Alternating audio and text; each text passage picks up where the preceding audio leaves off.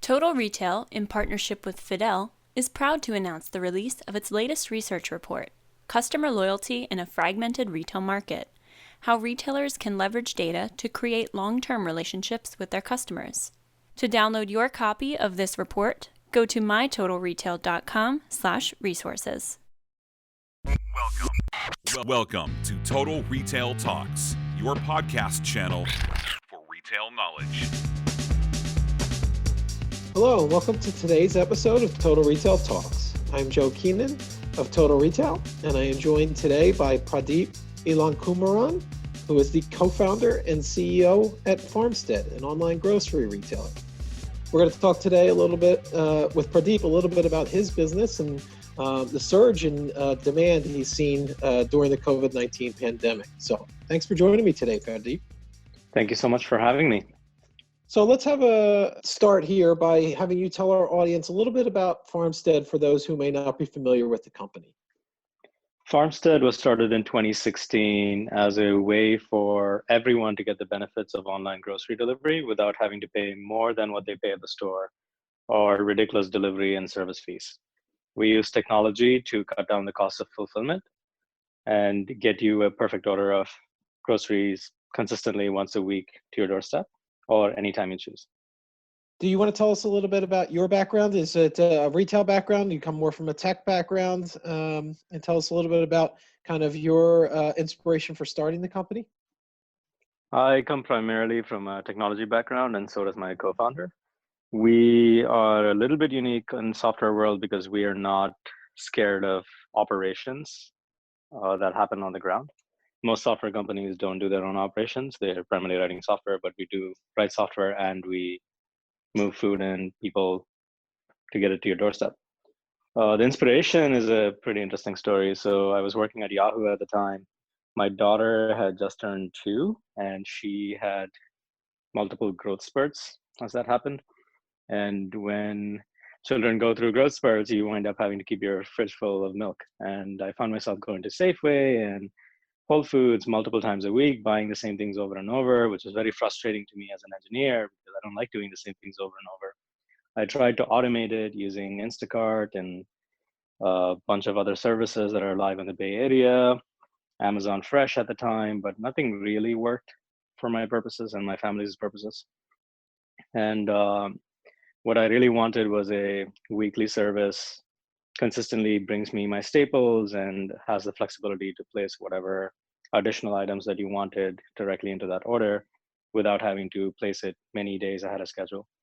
And I was complaining to my now co-founder who was working at Yahoo with me that this is happening. I have a 2-year-old, I have another baby on the way, and he has his first kid on the way. And he indicated we should try to do something about it instead of talking about it all the time. And that's good advice usually. So we wound up posting in Nextdoor, which is a local social network in a 3-mile radius, asking if anyone else was interested. And in 2 days, 200 people said yes. And we went from there to this pretty robust, fully scaled out experience that we have right now. Yeah, so that's a great, some great context for the audience. So this business started out of personal need, and then obviously today's conversation will be about kind of the increased need for a service like Farmstead, given what our country has been going through with the COVID-19 pandemic. So let's talk a little bit about that and how much demand for Farmstead service increased during the pandemic. A few weeks right after shelter in place, we saw more demand than we had ever seen before. And it was, I would say, 5 to 6x more. And pretty much everyone was seeing that too, which made life a little bit challenging for not just us, but every operator that's doing either standing up a supermarket and doing deliveries out of it or has a warehouse and doing deliveries out of that. And we all had to adjust in near real time to meet the needs of those requirements. But then if you take a step back, what COVID really exposed was the inability of the existing online grocery model, which is primarily backed by supermarkets, to scale to the point where every household in the country can actually get a delivery to their doorstep. By our estimation, we're looking at about 150 orders per supermarket, specifically 150 online orders per supermarket. And if we're assuming about 50,000 stores, that's about 7.5 million online delivery slots per day for 130 million households. We are way under capacity for everyone getting online grocery. But for a period of time, that was really the requirement. And now that requirement has softened a bit, but it's still pretty clear that delivery and pickup are here to stay.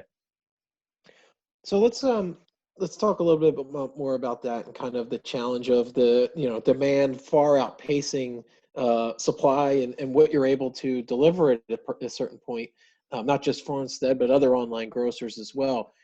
How about specifically to your organization, Farmstead? What did you do? What were some of the solutions that you put in place to kind of ramp up operations in a very short period of time to meet that demand? Well, without COVID in the mix, this would have been challenging generally, just because of the nature of the work that we do and other supermarkets do. We are dealing with perishable food coming in on a daily basis. We are dealing with a certain number of people required to put orders together, a certain number of drivers required to deliver to your doorstep. And we do that typically better than most of the services because we are a software company and we primarily predict exactly how much inventory to keep in our shelves, how many people to bring in to pick and pack these orders, how many drivers to bring in to actually deliver these things to your doorstep. But when you're overwhelmed with demand, all of those things start fraying around the edges. And our inventory control system, which is actually powered by machine learning and data that we collect over the last 4 years, did a very good job. But even if we were able to request the right number of products necessary in order to meet the demand, our suppliers at the time, and generally all the suppliers in the US, were having their own drama and they were not sometimes able to fulfill that. And on the picking and packing and delivery side, we had there was a lot of job loss at that point. So there were a lot of people coming in asking for if they could apply, and that somewhat worked out for us, where we were able to hire very incredible people to come in and scale us up on the picking and packing and last mile delivery side. But the immediate things that we did were really to open up more space, which we did in near real time, and start extending out our delivery windows, especially since the requirement that someone gets a delivery in a very tight window of time is not nearly as pressing when everyone's more or less at home. And then we started thinking about how to predict for even more upcoming demand. And inevitably, that's really what kind of saved us right now, our ability to manage that. So let's talk a little bit about your customers. And did you see a significant uptick, I would imagine, in first-time customers that were these consumers that may have preferred or traditionally shopped in physical grocery stores where they weren't able to at this time for a number of different reasons? And then, so did you see an uptick in first-time customers? And just tell us a little bit about the traditional Farmstead customer and how that might have changed post-pandemic. When we first started, we were primarily attracting people who were the 5 to 10% of this $1 trillion space who shop at Whole Foods and nowhere but. And over time, we adjusted our model. We were not really thinking about servicing just those customers. And we also got primary research that we do indicating that 70% of that $1 trillion space actually those customers actually wind up going to multiple stores. Like they go to Safeway or Kroger, they go to Trader Joe's, sometimes they go to Whole Foods, sometimes they go to Walmart. And we have over the last few years primarily focused on that, what we call mid-market customer experience, to replace those multiple trips per week to the store. So at Farmstead, you could normally get you could get the Ritz crackers that you get at Safeway, you can get the really nice organic strawberries you get at Whole Foods, and you could get the inexpensive snacks that you kind of get at Trader Joe's. Definitely not their brand, it's a different brand. And that opportunity means that the majority of our customers are primarily those shoppers even now. So with COVID, that got amplified where people who were coming in tend to be folks who are primarily shopping in the Bay Area Safeway. And yes, there were a lot of people showing up who historically would have not tried delivery until many years from now, and were somewhat more curious as to what we offer based on their immediate requirements. What was also interesting was we had a wave of at-risk customers show up who literally could not leave their houses for fear of getting infected. And we had to adjust our operations in real time to support them as well. So online grocery was a kind of a growing category to begin with as we entered, 2020, and it probably this health pandemic only accelerated that trend. So my question to you, Pradeep, is kind of where do you foresee this industry, the online grocery space, progressing as we begin to emerge from the pandemic? Do you see that these first-time customers that might have tested out online grocery continuing to buy in that manner, or you see them going back to stores? What do you kind of foresee for the space? Given that reopening nationally seems to be a somewhat more of a drawn-out process than we originally anticipated, I believe that there's still a lot of interest in online grocery. And the people who have tried it have realized that some of their anxieties prior to COVID were actually not really big concerns anymore. For example, produce. One of the biggest reasons why people would not buy produce online is that they didn't feel that the person shopping for them on their behalf at the supermarket would do as good of a job picking their produce, which may or may not be true. But if you take a step back and think about it, it's kind of odd that we are all picking through produce at some location to get the best for our family instead of tapping a few buttons and getting exactly the kind of high quality produce that you're looking for delivered to our doorstep, which is kind of what we do for anything that's non-perishable. We are searching online and we find the best, and then we tap a bunch of buttons and it gets to our doorstep. So that is definitely shifted. I think the quality of online grocery produce is now being tested out, and folks are realizing that this is pretty compelling. And two, the somewhat trauma of customers having to mask up and put on their gloves and go to the supermarket and stand in line and then pick through a bunch of produce that's already picked over during a pandemic might have some impact. It's unclear exactly what that would be, but if you could do the same thing that you're doing with non-perishables and get stuff delivered to your doorstep and it does seem viable, why wouldn't you? And to your point earlier in the conversation, the ability to kind of build out delivery windows that aren't, the near real time. If you know that you're, usually grocery shop on a certain day of the week, you can plan your delivery out a little further. I guess that would help, continue to rise the adoption rate of online grocery. Potentially. I think our initial thinking, this is a little bit counterintuitive. Our initial thinking was that most people in the country pre-plan for their grocery needs, but that's actually false. We realized that the hard way.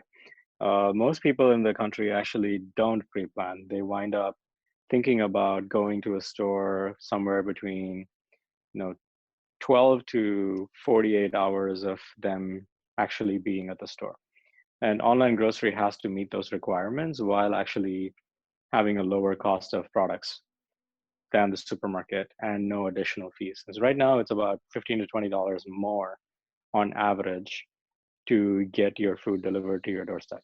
And that is not viable for these mid-market customers who historically have on average about $100 a week to spend.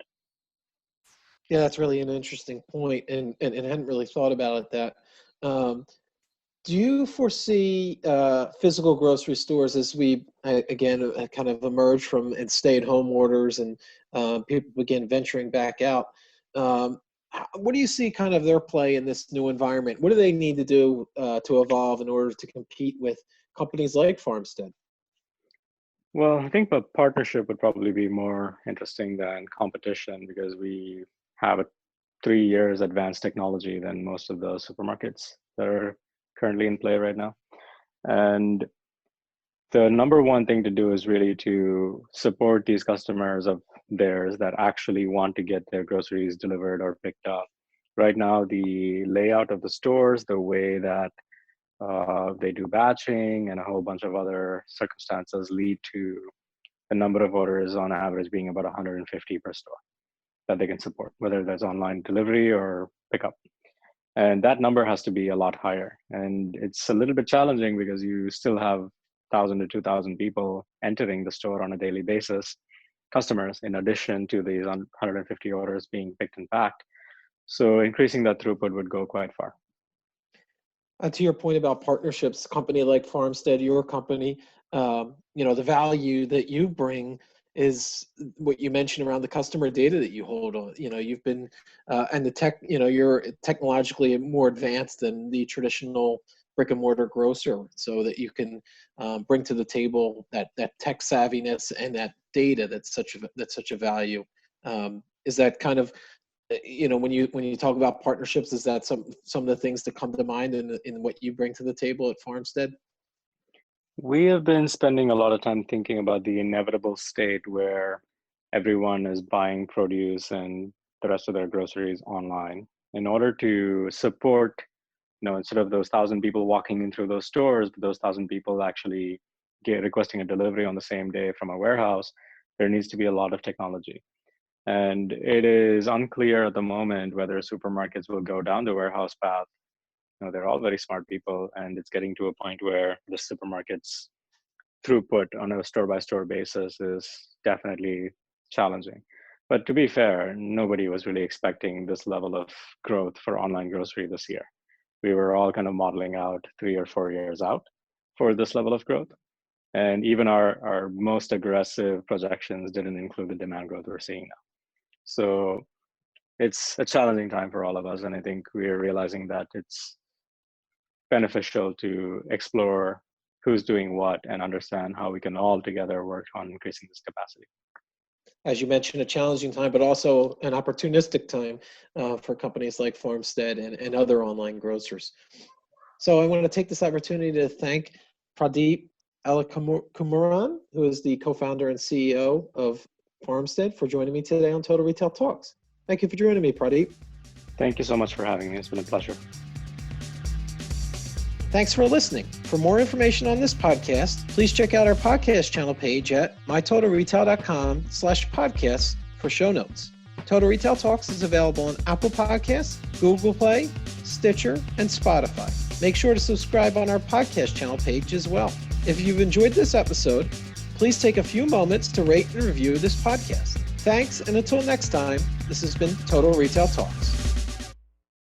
Total Retail's latest research report, Customer Loyalty in a Fragmented Retail Market, offers insights into retailers' customer retention challenges, how customer data can help address that challenge, particularly data obtained in loyalty programs, the role that card linking technology can play in creating loyal customers through the collection of transactional data, and best practices for earning customer loyalty. To download your copy of this report, go to mytotalretail.com/resources.